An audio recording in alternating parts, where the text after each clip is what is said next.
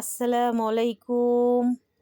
আজ আমি আপনাদের নিয়ে এসেছি আমাদের প্রিয় ঢাকা জেলা দোহার উপজেলা বিখ্যাত মৈনট ঘাটে।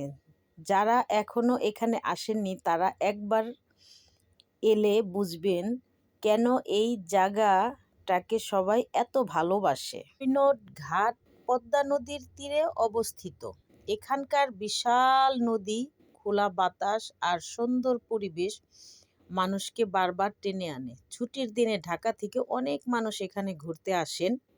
এই ঘাট দিয়ে প্রতিদিন অনেক নৌকা ফেরি চলাচল করে। এখান থেকে পদ্মা পার হয়ে ফরিদপুর অঞ্চলের দিকে যাওয়া যায়। তাই এটি শুধু ভ্রমণের জায়গায় নয়, মানুষের যাতায়াতের একটি গুরুত্বপূর্ণ ঘাট।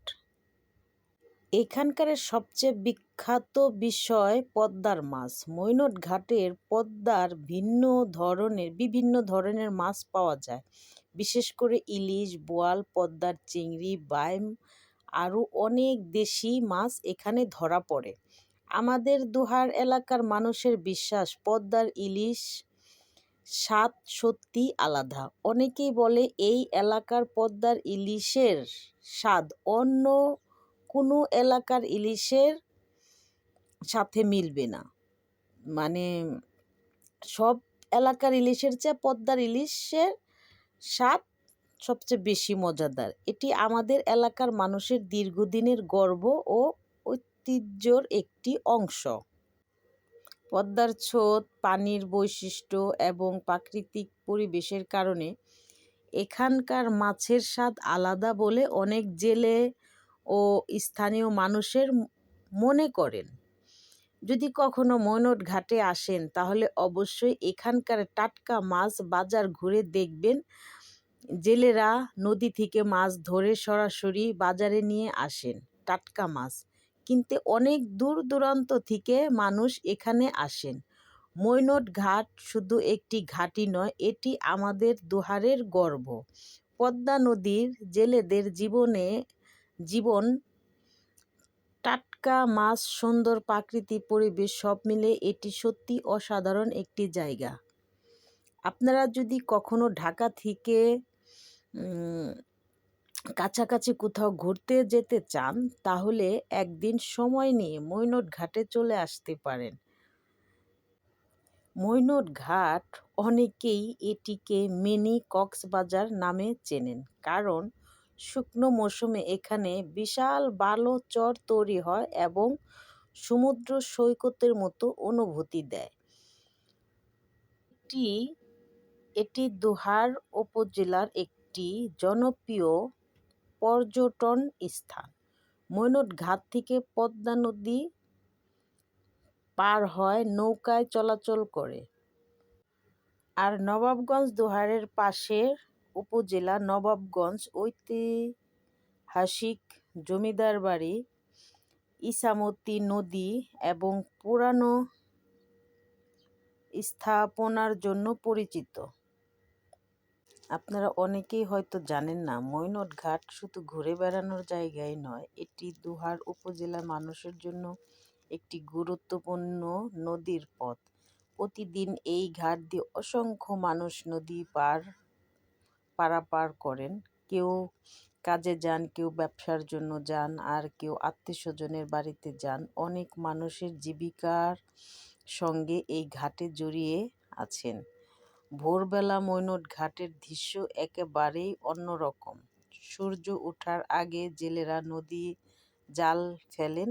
একটু পরেই মাছ ভর্তি নৌকা ঘাটে ভিড়ে শুরু করে। তখন ঘাটে মাছ কেনা বেচার ব্যস্ততা দেখা যায়। এখানে মাঝে মাঝে মাছের ডাক ওঠে। জেলেরা নদী থেকে টাটকা মাছ নিয়ে আসেন আর পাইকাররা একসঙ্গে দাম হাঁকেন। অল্প সময়ের মধ্যেই অনেক মাছ বিক্রি হয়ে যায়। এই দৃশ্য কাছ থেকে না দেখলে বোঝা যায় না। পদ্মা নদী শুধু একটি নদী নয়, এটি এলাকার মানুষের জীবন, জীবিকা আর ঐতিহ্যের অংশ। বহু পরিবার এই নদীর মাছ ধরে সংসার চালায়। বর্ষাকালে পদ্মার রূপ একরকম আর শীতকালে আরেক রকম।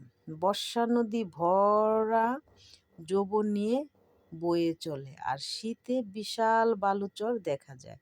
এই পরিবর্তন দেখে অনেক মানুষ দূর দূরান্ত থেকে আসেন। মৈনট ঘাটে বিকালের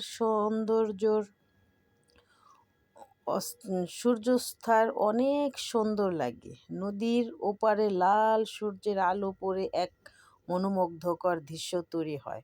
তাই অনেকেই বিকালের দিকে এখানে ঘুরতে আসেন। আপনারা যদি কখনো দোহারে আসেন তাহলে জয়পাড়া বাজার ঘুরে প্রয়োজনীয় কেনাকাটা করতে পারেন। এরপর মৈনট ঘাটে এসে পদ্মার সূর্য উপভোগ করতে পারেন। আর এই দুই জায়গা দোহারের পরিচিতির স্থান, তবে তারা আলাদা এলাকায় অবস্থিত। আমাদের দোহারের মানুষ পদ্মাকে শুধু নদী হিসাবে দেখে না, নিজের জীবনের একটি অংশ হিসাবে দেখেন। তাই এই এলাকার প্রতি মানুষের ভালোবাসা অন্যরকম। আপনাদের কাছে আমার একটি অনুরোধ, যখন এখানে বেড়াতে আসবেন নদীর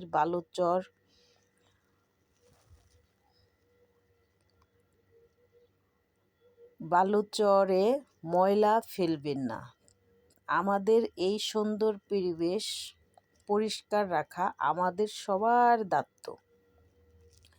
আরেকটি বিষয়, মাছের ডাক নিলাম সবসময় প্রতিদিন হয় না। সাধারণ মাছ বেশি উঠলে পাইকারিরা কেনাবেচার সময় ডাক ওঠায়। ভিডিওটি যদি ভালো লাগে তাহলে অবশ্যই লাইক করবেন, শেয়ার করবেন এবং আমাদের চ্যানেলটি সাবস্ক্রাইব করবেন। আল্লাহ হাফেজ।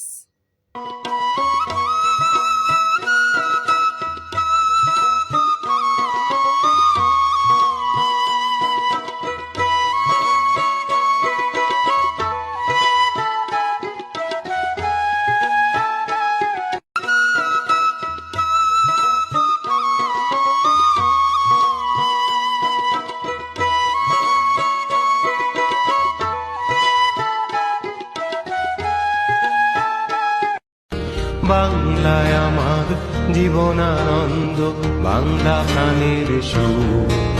আমি একবার দেখি, বারবার দেখি, দেখি বাংলার মুখ। বাংলায় আমার জীবনানন্দ, বাংলা প্রাণের সুর। জীবন কাটে যুদ্ধ করে, প্রাণের মায়া সঙ্গ